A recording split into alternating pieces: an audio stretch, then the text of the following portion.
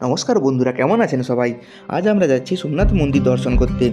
যাত্রাপথে আহমেদাবাদের অন্যতম সবরমতী নদী রাতের দৃশ্য উপভোগ করে আমরা পরবর্তী দিনে সকালে সোমনাথ মন্দিরে পৌঁছে গেলাম। এরপর আমরা সোমনাথ মন্দির দর্শন করে পুরনো সোমনাথ মন্দির দর্শন করলাম।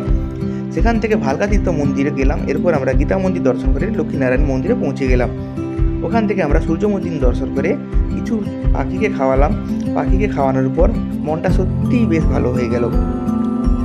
এরপর আমরা বাণগঙ্গা স্থানে সমুদ্রের উপর শিবলিঙ্গ দর্শন করে এবং সমুদ্রের সুন্দর ঢেউ উপভোগ করে এরপর আমরা ত্রিবেণী সঙ্গম স্থানে পৌঁছে গেলাম, যেখানে হিরণ, কপিলা ও সরস্বতী এই তিনটি নদী মিলিত হয়েছে।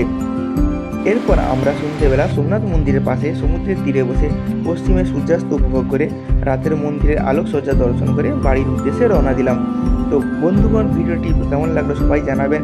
ভিডিওটি ভালো লাগলে লাইক, শেয়ার ও চ্যানেলটি সাবস্ক্রাইব করে দেবেন। ধন্যবাদ সকলকে।